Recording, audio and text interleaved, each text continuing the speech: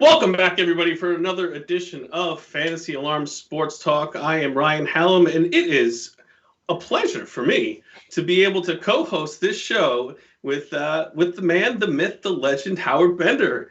Bender, we're here to talk about fantasy football 2020. It is now in the rear view, and I can't think of anybody else to do it better with than you, my friend. Yeah, season closed out in week 17. And yeah, I got to be honest with you. I am very happy to see it done. I mean, I can't believe that we actually made it this far, given the COVID situation and the number of players who suddenly mysteriously dropped like flies in the final week. So, I mean, listen, we got through it. There were a lot of great things. There are also a lot of bad things about this year, but nevertheless, FA Nation came away with a number of championships, a lot of good DFS plays for people. So all in all, I'd say it was a pretty successful year.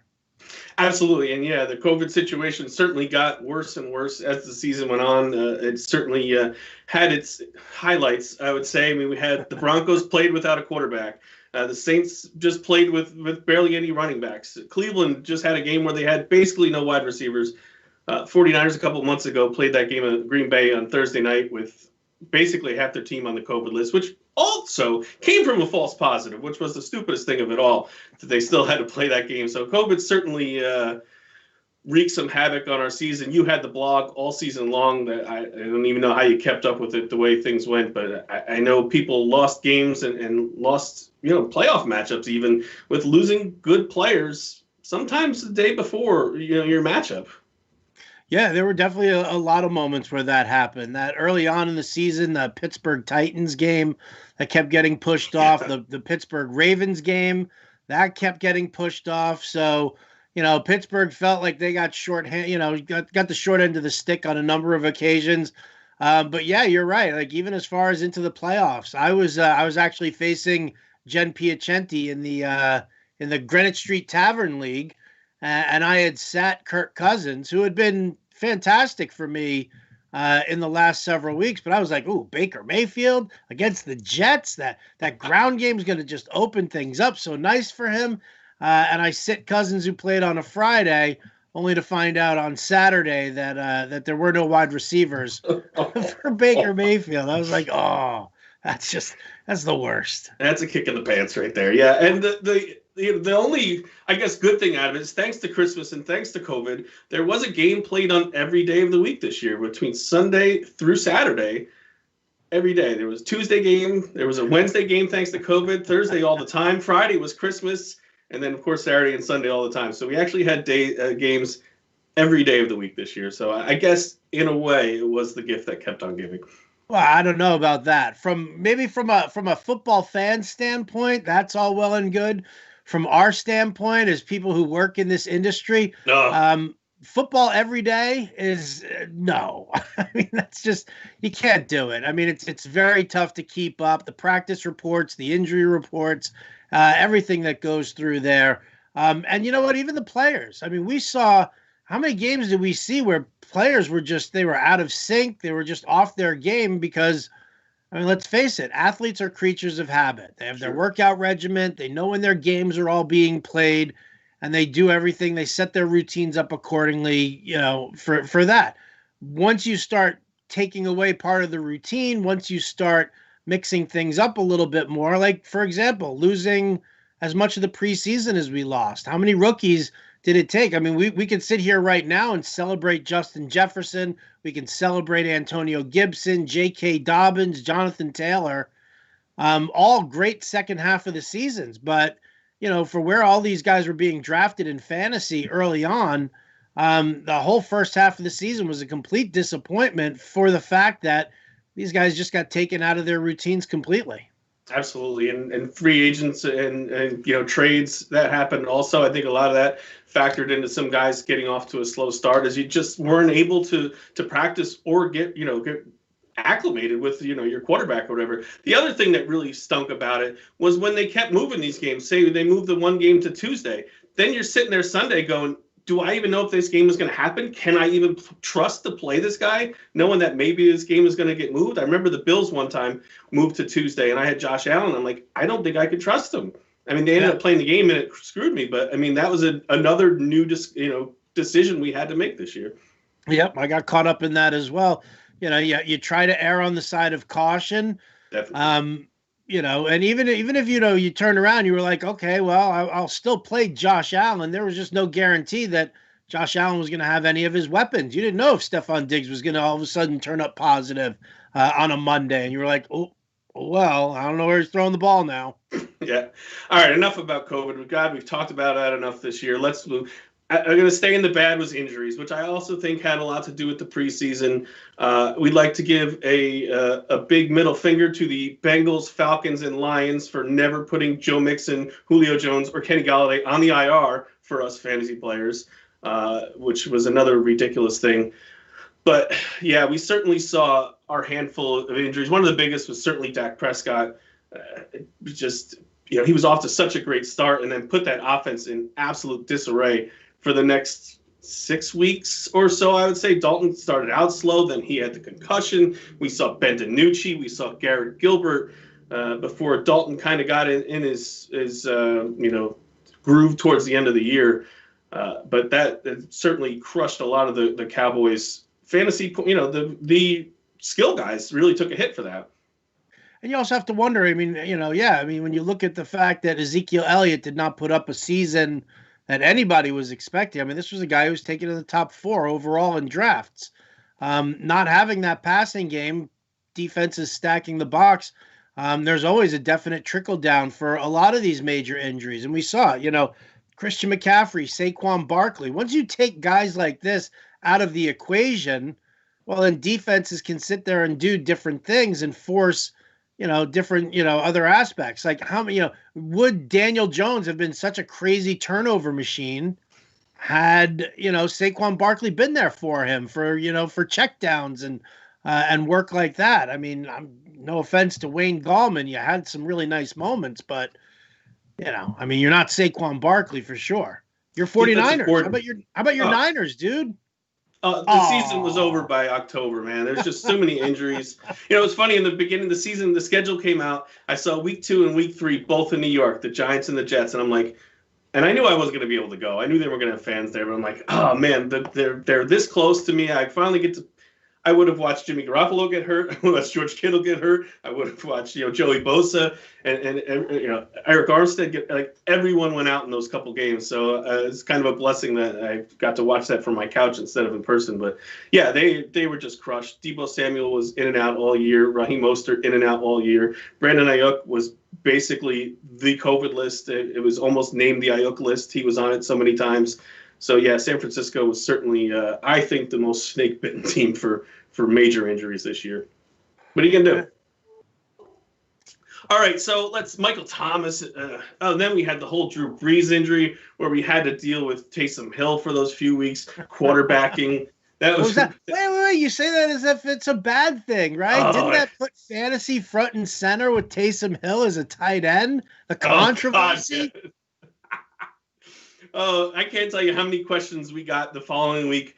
Do you think ESPN will give him the tight end back after they took him? I'm like, he was never a tight end to begin with. Why would they give it back to him? But yeah, Taysom Hill gets one of the awards for my least favorite players of the year. Yeah, well, Sean Payton really needs the. That's the least valuable coach award. For what he did there. When you throw in Taysom Hill, and it was so funny too, because you look at Taysom Hill's numbers, and his numbers as a QB were fine, because he added that rushing aspect to it. But when you sit there and you look at throughout the rest of the season, there's a very low touchdown total, and yet you sit there and you wonder really how many points did the Saints actually leave on the field by taking Drew Brees out inside the red zone, replacing him with Taysom Hill on plays that just busted. Like you could give me a Taysom Hill highlight reel and show me the couple of times that it worked, but it kind of seemed to me like 1 out of every 10 plays with Taysom Hill resulted in, something, exceptional.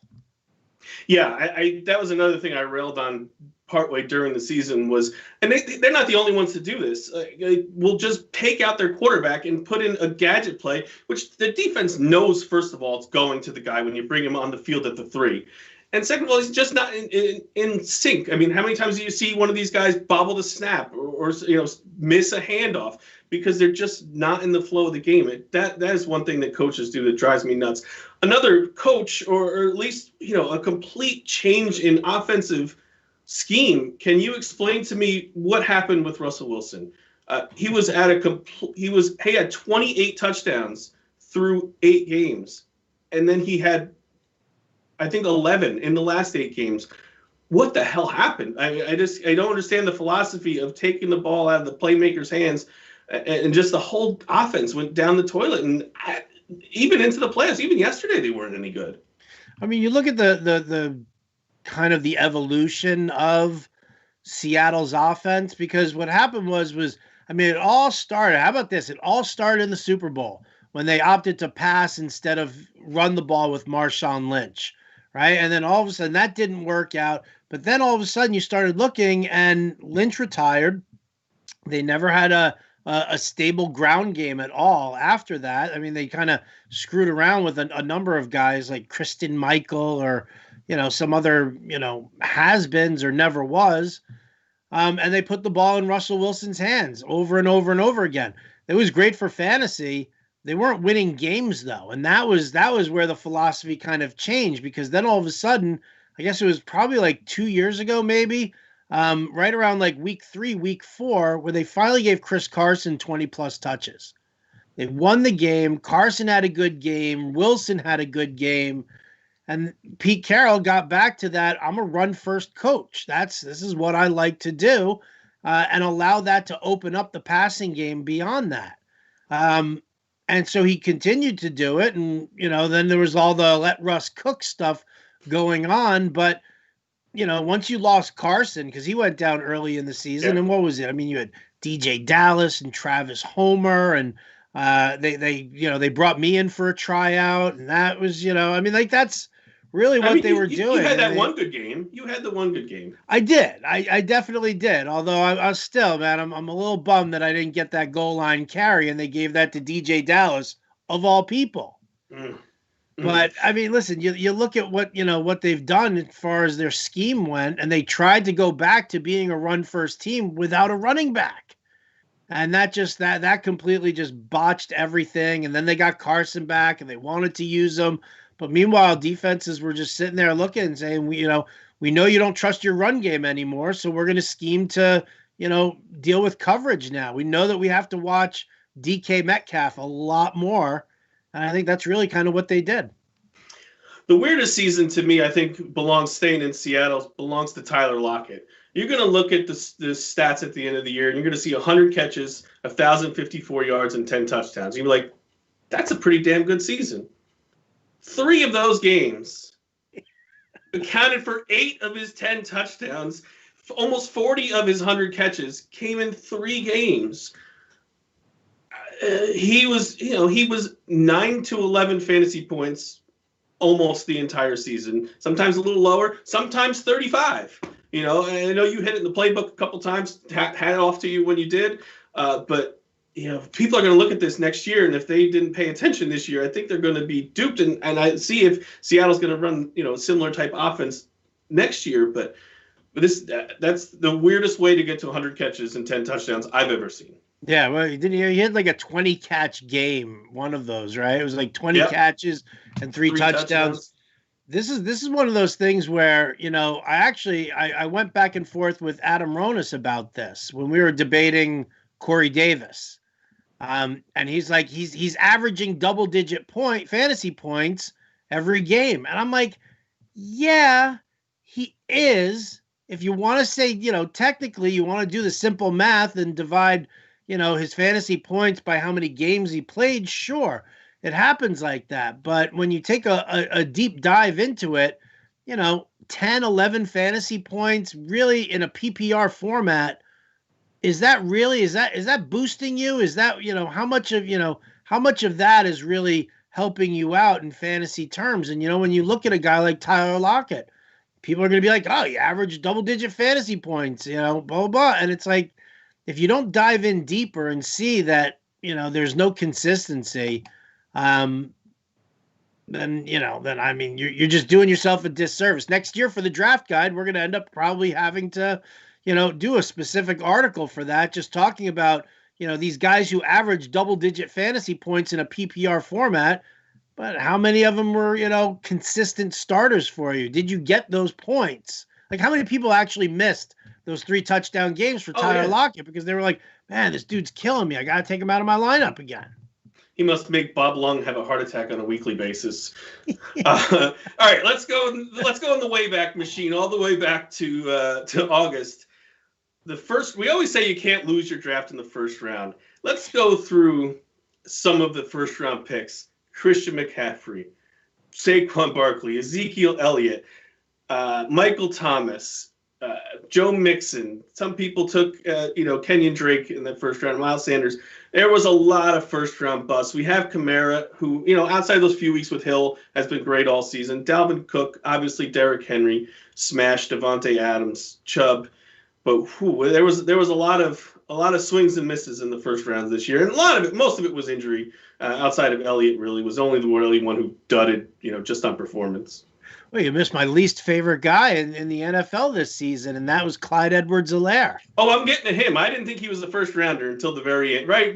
People got a little crazy with him. As soon as Damian Williams was like, I'm opting out, I mean, we saw him go from like 5th, 6th round draft choice. Boom. Like, I saw him go 3rd overall in a high-stakes league. I was in an FSGA. He went 6th overall. Everyone lost their minds. But, yeah, that was where I was going next. The big debate, of course, was Clyde Edwards-Helaire and Jonathan Taylor. Everyone came into the season. Their guy was going to be the guy. They're both going to smash. Edwards-Helaire got off to a good – it was kind of like a flip with 2 of them. Edwards-Helaire got off to a really good start. The Chiefs brought in Le'Veon Bell and then decided to not use either of them for the next 3 or 4 weeks, which I thought was an odd strategy. And then, got banged up at the end of the year. Didn't look great in the red zone. Taylor, the opposite, got off to a slow start. There was a few weeks where we leaned on Jordan Wilkins. Naeem Hines had a few good games. But Taylor is running roughshod over the league in the last month or 6 weeks, 253 yards yesterday. So he finishes with 1169, 11 touchdowns, and 7 of those touchdowns came after Week 11. So I would think going into 2021, I think Jonathan Taylor is probably going to be the more preferred player. Yeah, probably. And, and when you look ahead to that, I mean, it's going to be very interesting because, everybody, I can't remember who was the player they were talking about. They were afraid he was going to hit the rookie wall and they were pulling back on his touches. I'm like, how could any of these guys hit the rookie wall when they didn't have their proper preseason and not all of them played heavily in the first half? So that's actually going to be something we're going to need to watch next year because guys like Jonathan Taylor, J.K. Dobbins, these guys could actually end up being 1st and 2nd round draft choices, get off to a great start of the season, and then all of a sudden in the second half of the season, they're like, oh, wow, with with OTAs and a mini camp and a training camp. And now I'm getting, 15 to 20 touches a game for the first, 6-7 weeks of the season. I'm beat. I'm spent. Good point. I didn't think about that, but yeah, definitely. All right, let's talk about some surprises of the year. And some of these are going to be familiar names, but I don't know that they necessarily had, we had these kind of expectations. And the first one is going to be, the papa of John and Pemba and Dan Malin, that's Tom Brady. I mean, we all thought he was okay. 4,600 yards and 40 touchdowns. Even with those weapons, I think that has to be considered a surprise. Well, I'll ask you then. Bigger surprise, Tom Brady or Aaron Rodgers? That's a good one. Right? I think Aaron Rodgers, honestly. Me too. I don't want to take anything away from Brady. He put up a couple of stinker games. We saw that for sure. But here was a guy who walked into Tampa Bay, was given everything he asked for. He asked for Gronk, he got Gronk. He asked for Antonio Brown, he got Antonio Brown. He started off with 2 Pro Bowl caliber wide receivers in Evans and Godwin. He asked for help at the running back position. So they draft Keyshawn Vaughn. They signed LaShawn McCoy. Who else did they brought Leonard in somebody? Fournette. Oh, Leonard Fournette. So they bring in all of this stuff here for Tom Brady, and he excels. He has a good season. Meanwhile, in the frozen tundra of Lambeau Field, you got Aaron Rodgers being like, "Can somebody give me another wide receiver, please? I mean, I've got Devontae, and he's great, but there's nobody else here who can catch a pass. Please." They were like, "Here's Devin Funchess for you." Yeah. What a slap in the face. And then he opted out. Yeah, definitely. Yeah, you're right. I was thinking back more to the way Brady left the field the year before against Tennessee. Couldn't barely even complete a pass. Couldn't throw it more than 5 yards down the field. So I went into this year kind of thinking he might be shot, even with all the weapons. But he certainly did not look shot this year at all. No, he definitely didn't. I mean, it was a little rough for him at first getting in sync with everybody, but I mean, yeah, I mean, obviously everything's fresh in our minds for what 390 and 4 touchdowns this past week. I mean, The week before just destroying Detroit in the final, just being like, this is tough. This is really hard. Who he was like Oprah. You get a touchdown. You get a touchdown.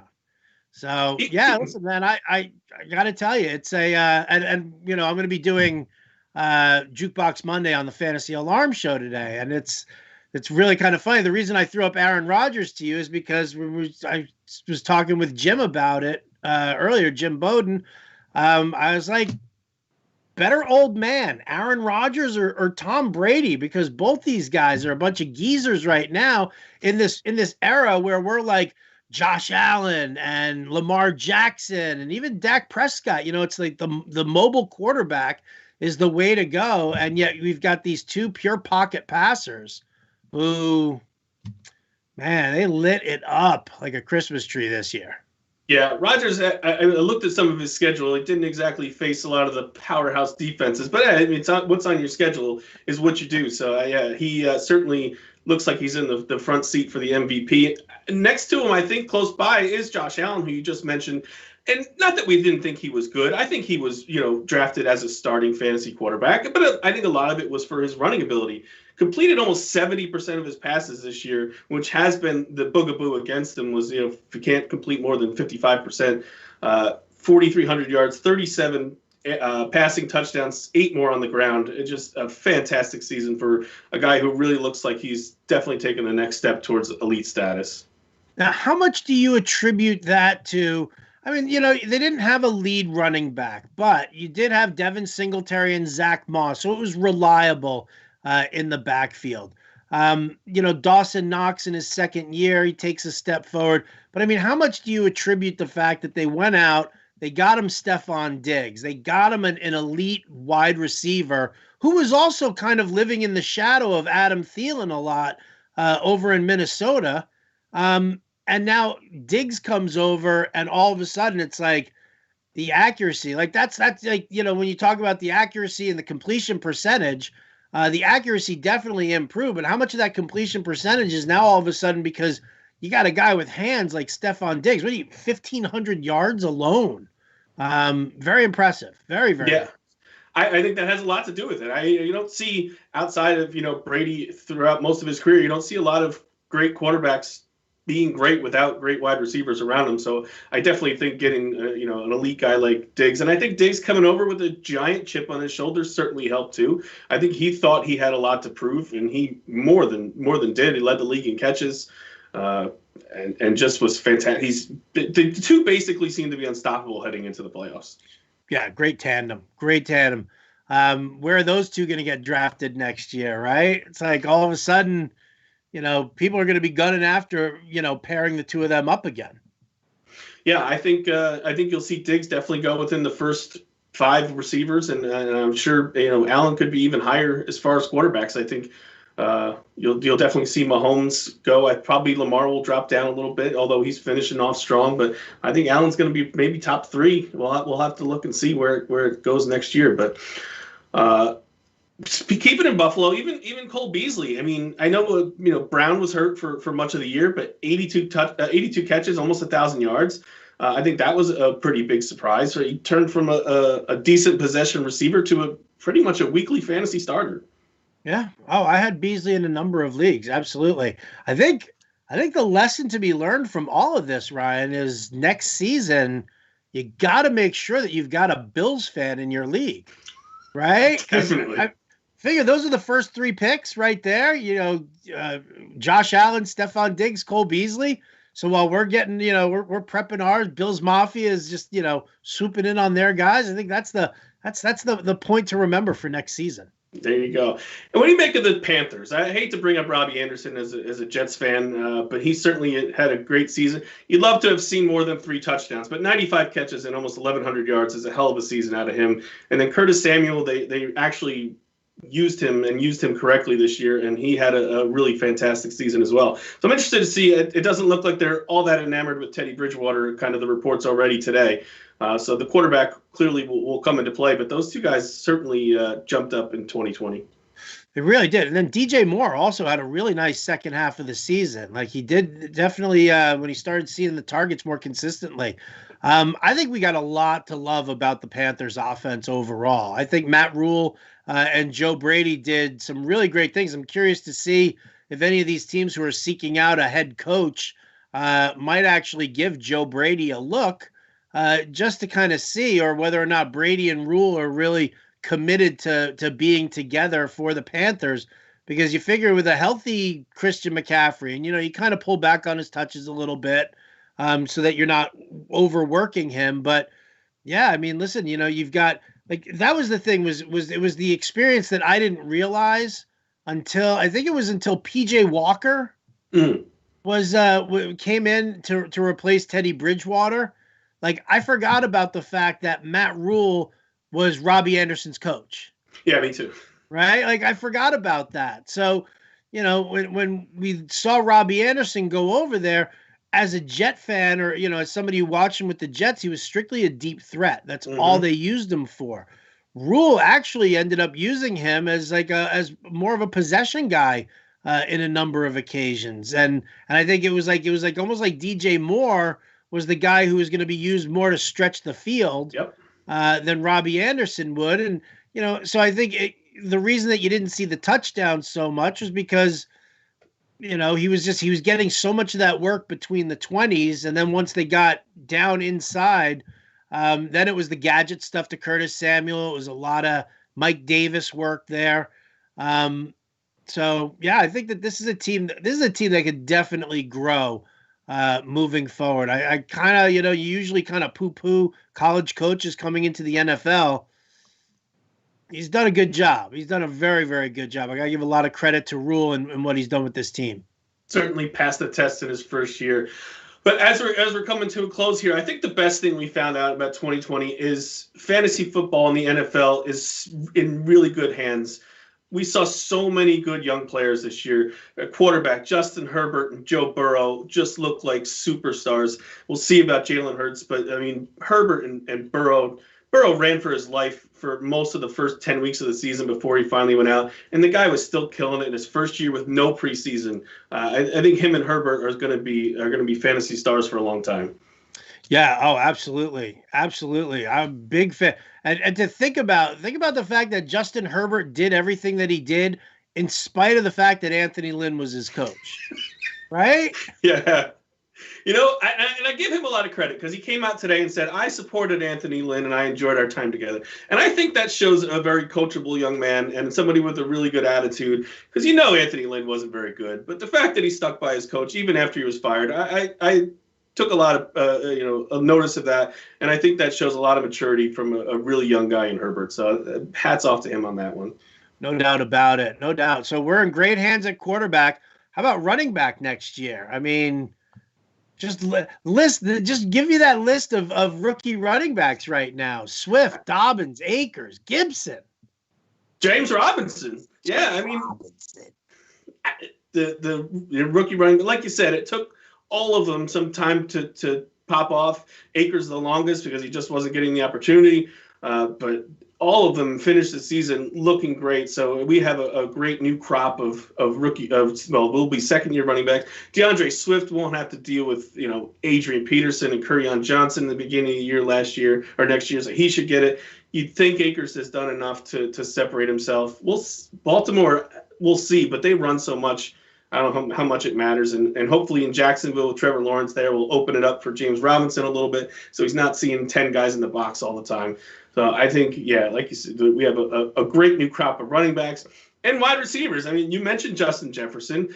We talked about CeeDee Lamb, who was going to get a great quarterback. Brandon Ayuk looked fantastic for the 49ers. T. Higgins, when Burrow was in there, we saw him take the next step to being a star. And Chase Claypool with just huge, big playability for the Steelers. We'll see. Hopefully, I think Roethlisberger is going to have one more year in him. And he certainly has the arm to get it to Claypool. So the college, draft and into the NFL this year was certainly huge for fantasy this year, even if it took a little while. Yeah, I would probably say that overall, position by position, this was probably the best rookie class, like impact on fantasy that we've seen overall in a very long time. Absolutely.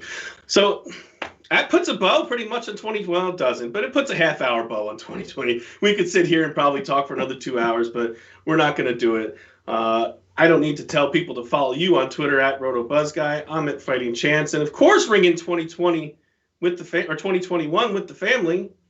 We got it, all of our packages, baseball, hockey, basketball, esports, everything. Use code 2021 for 40% off for all the draft guides and the packages coming into the year. But do you give everybody a quick little rundown on, because you have a better idea of everything that's going on than I do. I have no idea what's going on.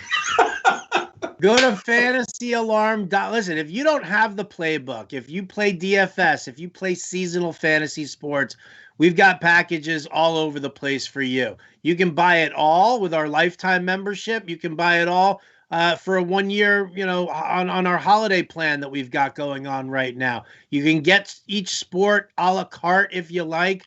We've got draft guides, cheat sheets, everything that you could possibly need or want for seasonal and for daily fantasy sports. Not to mention the fact that our other site, wageralarm.com, that is now booming with content for every single sport. If you can bet on it, we're coming close to covering it. I'm sure that there's a couple of things here and there that we're going to add to the fix, but there's a lot going on there. So if you want to get in on that, you want to join the family, go to fantasyalarm.com/packages and pick the plan that's right for you. And we got you covered.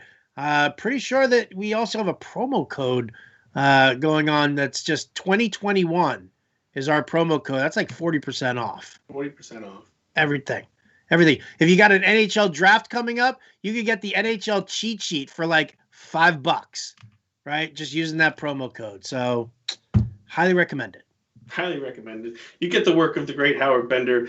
2020 was certainly a weird year in fantasy sports, but stick with the family. I think we had a pretty good year. If you go on Twitter and see some of the people who follow you and the site and their wins, jump aboard. We're going to make you winners, we promise. So that's all for Monday, Howard. Thanks for joining me. And you know what? Subscribe to Fantasy Alarm on YouTube. Do that too. We do this every day. I don't know who's on tomorrow, but we'll have more Fantasy Alarm sports talk for you tomorrow. For Howard Bender, this is Ryan Hallam. Thanks for joining us.